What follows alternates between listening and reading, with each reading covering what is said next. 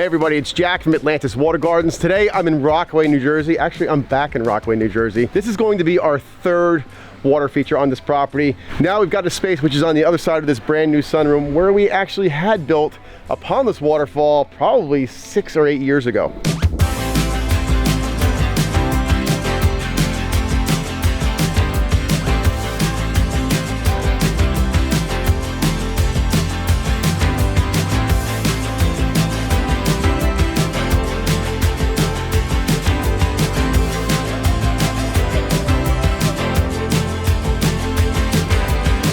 This backyard is extremely natural. It's backed up against protected forest area, so it's got beautiful views of just trees and rocks. There's all kinds of moss up there.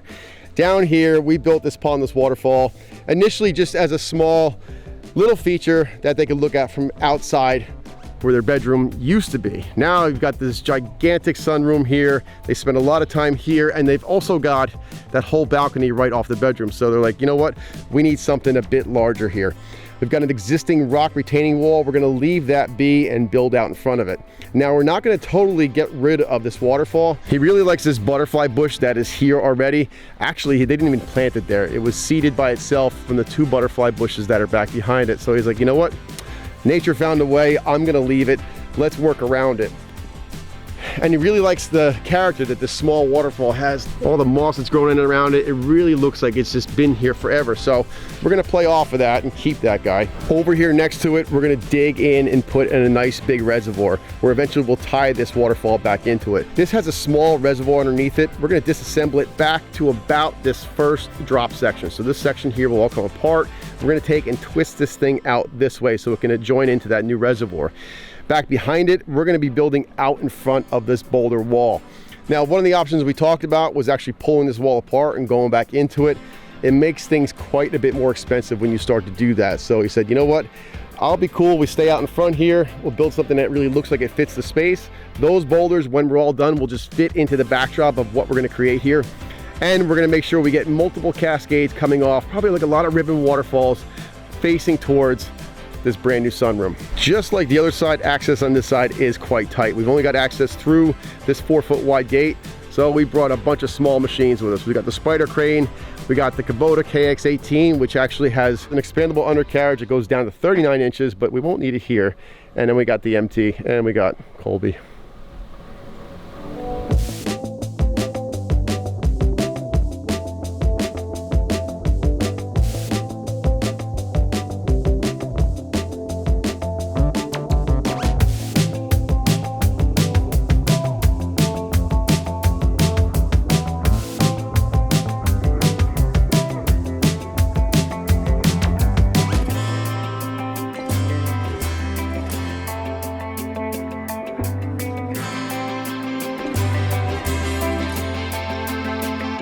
The excavation's done, and now we've just installed our rock pad. So when we started digging here, we started encountering a lot of rocks in the soil. So one step we took before we put our rock pad is we put a nice layer of sand down on the bottom here.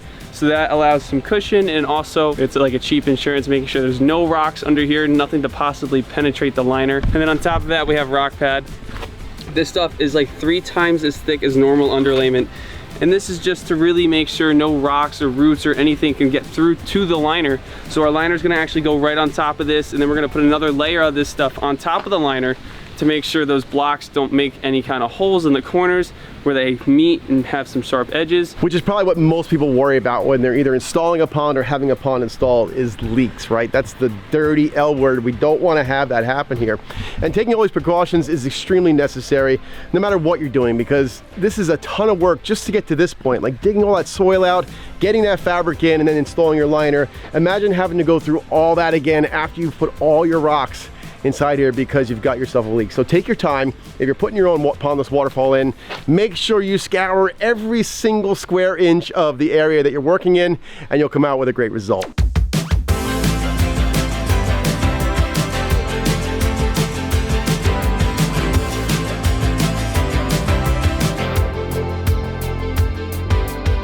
Tight access projects like this is the reason we bought this guy. This is our spider crane 205. It sets up about 14 by 14 with the outriggers extended, but when you bring it through the gate, it's only 2 foot wide, which is perfect for spots like this. Normally for a pondless like this, we're gonna be bringing our 12,000 pound excavator. It can dig, pick up all these boulders, no problem. But when you've got tight access like this, it would involve pretty much dismantling this fence, taking out this whole landscape, wrecking the walkway that's underneath because it's so heavy, just to get back here to work. And then it's super tight. It's a big machine and it's not maneuverable in spots like this. The downside to a machine like this is it needs support. We've got to bring in a small excavator to dig the reservoir. We've got our MT, which is going to feed all the rocks to the crane. Basically, it sits in one spot and sets all our boulders. But honestly, a project like this couldn't be done without that. Not if we want to use rocks like this. The reservoir got installed yesterday. Now Bolivar and Colby are actually digging out some spots here. That's where the pump vault is, right where Foley's standing. I want to set a rock down in front of that that's going to kind of mask it and hide it, and then from there start building ourselves back.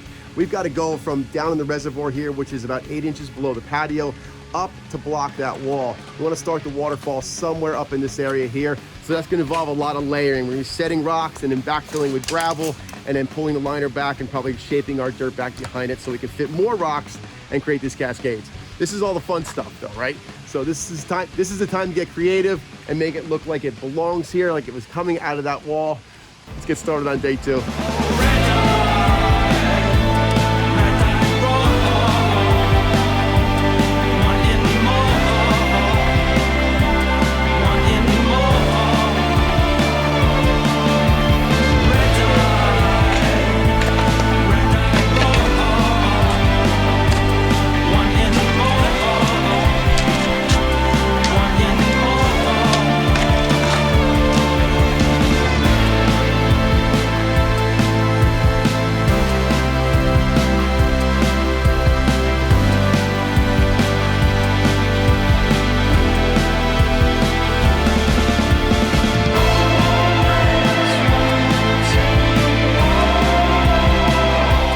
Backyard, there was already something similar to what we are building over here.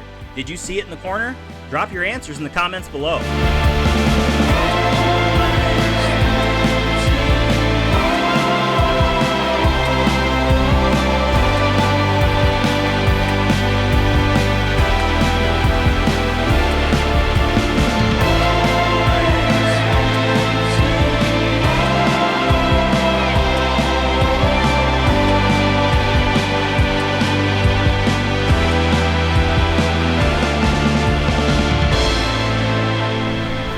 Alright, so we're here at our vault. We're just getting everything situated actually inside of the vault. We have 2 pumps in here.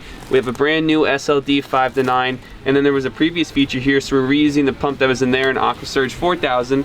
We have 2 check valves coming up, and then we have hard pipe coming right out of the vault, and then it makes that transition into the flex pipe. This one's not hooked up yet, but this one's all ready to go. This other pipe we have coming in here is actually a pump cord chase. So our pump cords go into the pipe and then they go all the way up to the outlet that will eventually be up there. And that way, if you're ever digging in here or ever putting plants in, you never run the risk of actually chopping into those cords with a shovel. So we're reusing the string algae elimination system here. This one was actually in the previous feature. So this copper probe actually sits down into the water and it just does what it does. You should ask Colby. Colby, what's the ion gen do? What's the string algae elimination system do? The string algae elimination system, it is a copper probe that ionizes and attaches to the string algae in the water that will starve it and kill it. I don't know about starving it, but it definitely kills it. I'm so anyway, and then you're going to take that wire and fish that through the pipe chase as well. Yeah, so right now we're just bringing the piece that comes off the actual control panel down into here.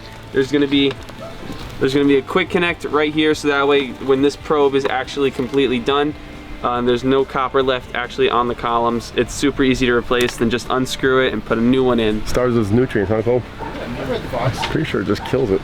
You're starving me of brain cells here, Cole. Yeah. While Anthony and Drew work on the logistics of the pumping system and all our cords and all that, we're over here setting these boulders in our waterfall. You might be saying to yourself, like, what is going on here? Well, I'll tell you. There's going to be water coming off this right here into the reservoir. There'll be water coming around this side and sliding down this rock into the reservoir. Then up behind it, right in between these two rocks, we're going to get water to come inside here. Now we're up at the top. We're starting to frame this in. We set this one large boulder, which is going to frame the left side of this waterfall. There'll be a small pooling area up there where our diffuser is going to go. That's going to feed a waterfall into here. We're also going to come around that right side with a waterfall into a pooling area and drop some sort of falls down on this side. And let's not forget, we still have the other one over there that we've got to tie in over here in between these two rocks, which is going to be actually 3 waterfalls. So that's going to have a lot of action. It's going to look fantastic. And you can see at this point, we're starting to mask that retaining wall that's behind it. That will essentially disappear for the most part and then kind of reappear over here behind our rock work.